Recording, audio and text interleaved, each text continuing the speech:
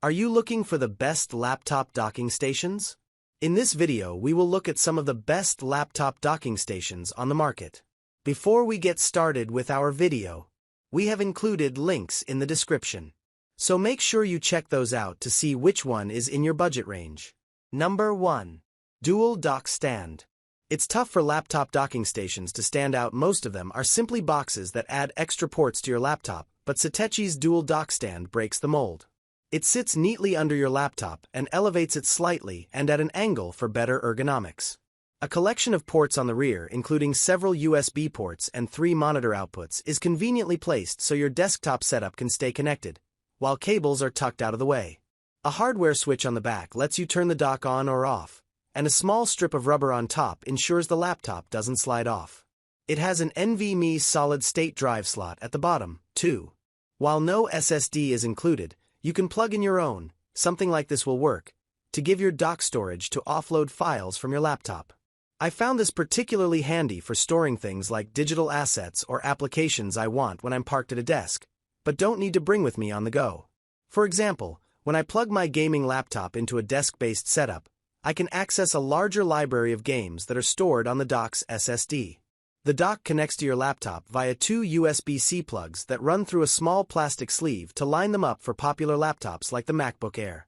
Alternatively, you can pull the sleeve back to separate the plugs to fit other laptops with USB-C ports that are more spaced out. Most of the ports on the docking station can be run using just one of these cables, but you'll need both to use the 2 4K HDMI ports on the rear. Those 2 USB-C ports should be on the same side of the laptop since the cables aren't long enough to reach around the left and right sides of the laptop. Check your device's port arrangement before grabbing this one. The only downside? It doesn't come with a power supply like most of our other picks.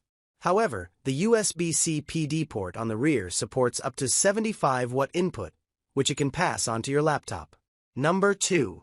USB-C Dual HDMI Display. Sometimes, all you need is a quick and easy way to plug your laptop into a couple of monitors, preferably without spending hundreds of dollars for the privilege. This dock from Pluggable is perfect for that goal.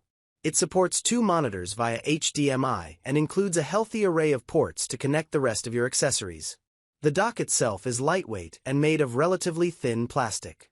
It's not as durable as some of the other aluminum docking stations featured in this guide, but if you plan to leave it on a desk, it's not an issue. The USB port collection is solid for most moderate data transfer needs.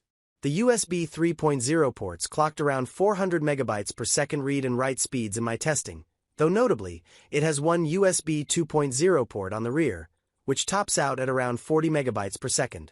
This isn't super useful for moving around lots of files, so if you plan to plug in something like a keyboard or mouse adapter, this would be the port for it. Number 3. Thunderbolt 5 Triple 4K Docking Station. This Kensington Thunderbolt 5 dock is thick, heavy, and undeniably bulky.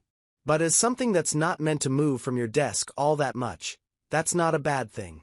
The aluminum case on the Kensington will look great on your desk, but just know that it's quite long, taking up quite a footprint. It's the most well-rounded Thunderbolt 5 dock I've tested so far. It comes with 3 downstream Thunderbolt 5 ports, which are blazing fast, and they'll become more useful as more Thunderbolt 5 accessories roll out. I also like that it includes a manual power button on the back too. The one thing it's missing is HDMI, though that's been cut out of a lot of the new Thunderbolt 5 docks in exchange for more Thunderbolt. On sale, it squeezes under $300, and that's without cutting out all the extra ports on something like the CalDigit Element 5 hub, which I'll be testing out soon. Number 4. USB-C 5 Display Docking. It's hard not to like the pluggable USB-C 5 display dock, UD7400 PD. Being able to support up to 5 4K displays is just ridiculous, even if it requires downloading a display link driver. Those do have to be locked at 60 Hz, mind you, as this isn't Thunderbolt 5, but it's impressive nonetheless. It all comes in a fairly thin little dock, though I did notice that it gets quite warm to the touch.